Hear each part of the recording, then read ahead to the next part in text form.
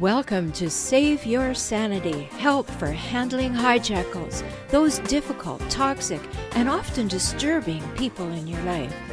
I'm Dr. Rhoberta Shaler, the Relationship Help Doctor, and I'm here for you. You'll get the insight, skills, strategies, and support to stop tolerating verbal and emotional abuse, whether it's happening now or it happened to you in the past, maybe by a parent, partner, ex, relative, or even a coworker. Time to take life back, to recover and to rediscover you, your values, dreams, desires, and realize them in healthy ways in healthy relationships. I'm so glad you're here.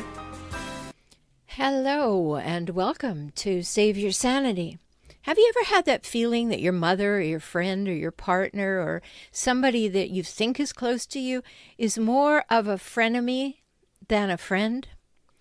I wanted to give you some ideas today about how to determine what's really going on there. And this is important information because if somebody is behaving like a frenemy, sometimes you want to fix that. You want to make yourself into a pretzel or a doormat or something to get them to like you and to do something. And of course, that's just goodwill on your part in many cases, but you may be going a bit too far. So we want to talk about that today. Also, could be that your friend is passive-aggressive, so you want to check out passiveaggressivechecklist.com. Passiveaggressivechecklist.com. Hold that person in mind and take the test. It's there for you. It's free. I created it to help you, so find out. And know this, that all hijackals are passive-aggressive, but not all passive-aggressive people are hijackals. So you want to be clear about that. So today I'm going to talk to you about 6 devastating signs that you and your partner may be more frenemies than friends.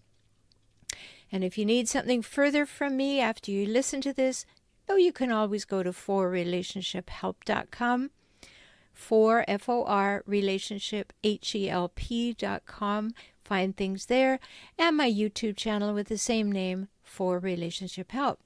So, these 6 devastating signs that could be going on in your partner relationship or in any other relationship. So let's talk about that a bit. So if you're always feeling a bit on edge about what your partner may say or do, your relationship may actually be a competition in disguise as a friendship or a partnership. You need to unmask that. And when you do, there's room for love to grow. Or you may leave it because you'll be more frenemies than friends. So does all this sound a bit familiar? Because maybe your relationship feels like a constant, maybe though subtle, battle for supremacy, control, a battle coupled with strong pressing desires to win. Now that's a competition. Not a loving, honest, respectful relationship that has the possibility of building trust and strengthening connection. Competition, that's not so good, not very loving trifecta. That's what it offers. These 3 things. It's tension-producing, fear-inducing, and trust-reducing. And if you knew that's what you were signing up for, you'd run. But it probably crept up on you slowly, and even now you may not want to admit that it's there. Yeah, there's nothing attractive in competition in a relationship. It's destructive and exhausting. Yet when you get down deep in the workings of some relationships, competition is actually the name of the game. Not the I can crush you at golf kind, but the I can crush your spirit kind. Overt or subtle, competition is still there, waiting to pounce. And it may look like indirect digs that happen when you're in the middle of a dinner party. Your partner throws a one-liner in your direction, and that cuts you to the core, but everybody laughs. And in that moment, you're faced with the immediate question, do I say it hurt me or laugh too? Followed by, do I bring it up later or just let it lie? Stopping the competitive nature of your relationship requires a good deal of self-reflection. It's quite possible for even two high-achieving, driven, and ambitious partners to have a loving, mutually supportive relationship. No one needs to get hurt. Know that. The question is, are you and your partner a team? You may say, yes, we're a team because that's the dream and the supposed right answer. But what actually is the reality? Do you pull apart more than you pull together? How do you stop competing in a relationship you say is based on loving each other? It requires a good deal of self-reflection. I know when couples come to work with me, and I work with couples all over the world through video conferencing, I can almost see the bubbles over each of their heads. Each partner's bubble says, if my partner would just see the error of his or her ways and change, we'd be great. Unfortunately, that may seem amusing for a moment. It's the way it often is. You want the issues to be because of the other person's failings and flaws and frustrations. Why? Because you don't like to think that you are part of both the issue and the solution. It's highly likely that both of you have some changes to make. So here's the good news and the bad news.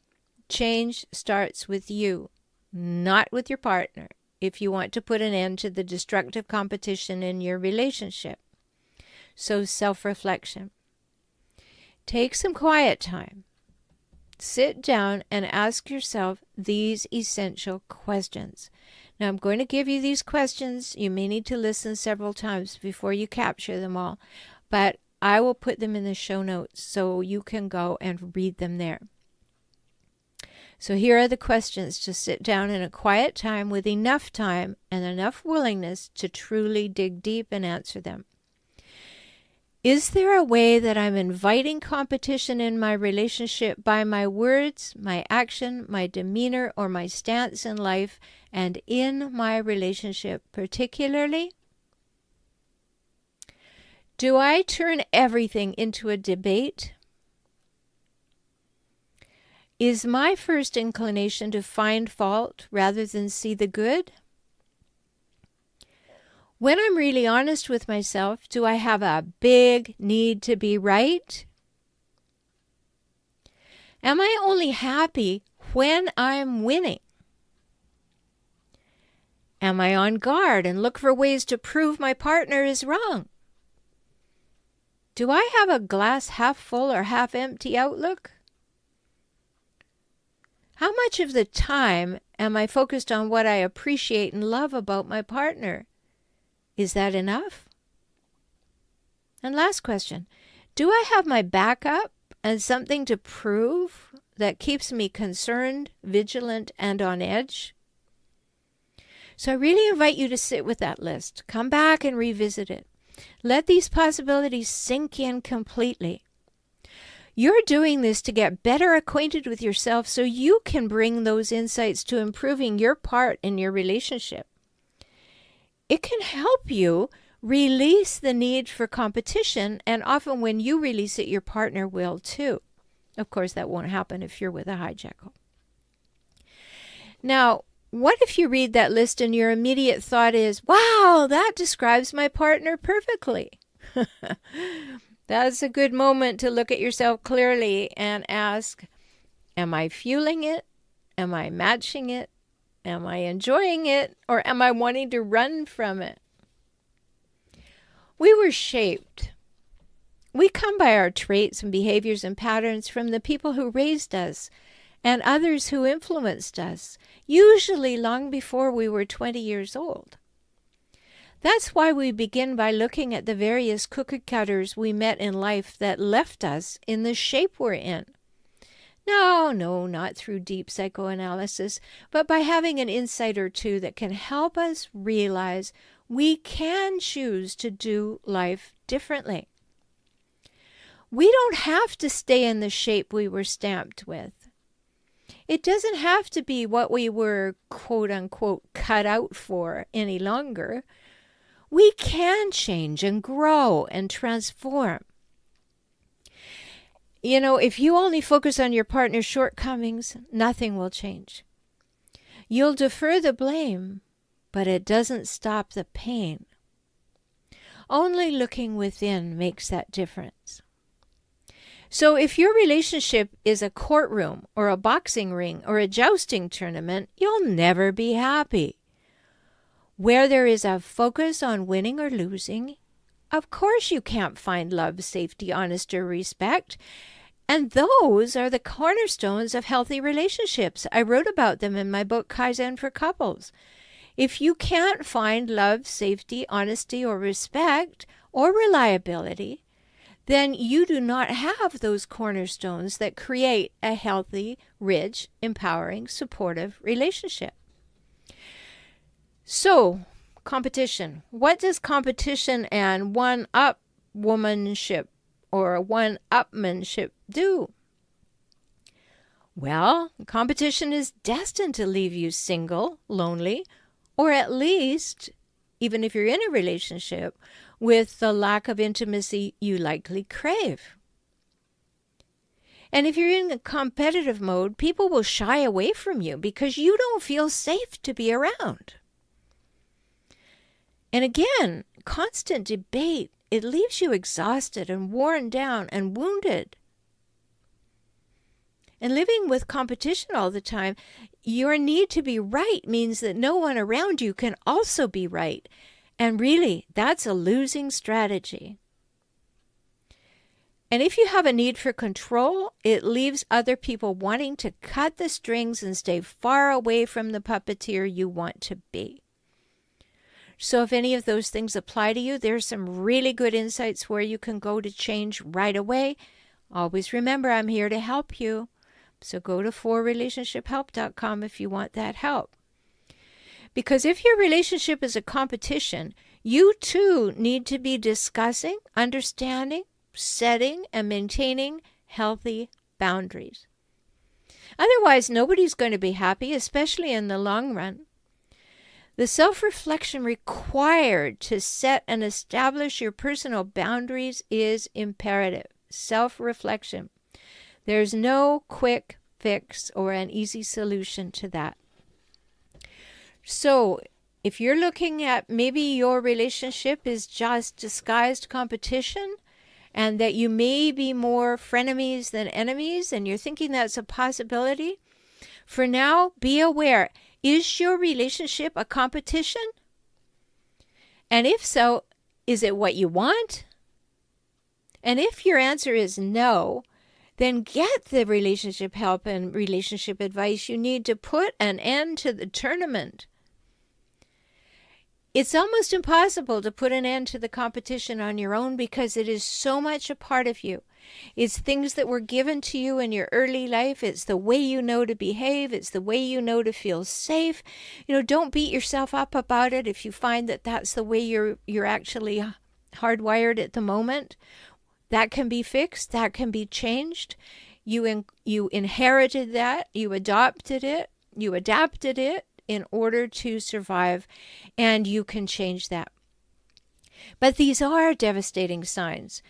If your relationship has turned into frenemies, and you're not even best friends in your primary relationship, then you've got some work to do. Do your own work first, and then if you need help, just come and see me at For Relationship Help. I hope this has been helpful to you. I know it sounds a little hard and harsh, but you do have to do that self-reflection. Nobody can do it for you. And I know you care about yourself. You know you matter, and you will do it. Talk soon. I'm so glad you spent this time with me today. I hope you heard something that touched your heart and empowered you to move forward. You can have the life and relationships that you most want, and that begins with you, within you, today. I'm always here for you. Life can get better, and you heard that from me, the Relationship Help Doctor. I'm Rhoberta Shaler, and I work with clients throughout the world through video conferencing. We can talk.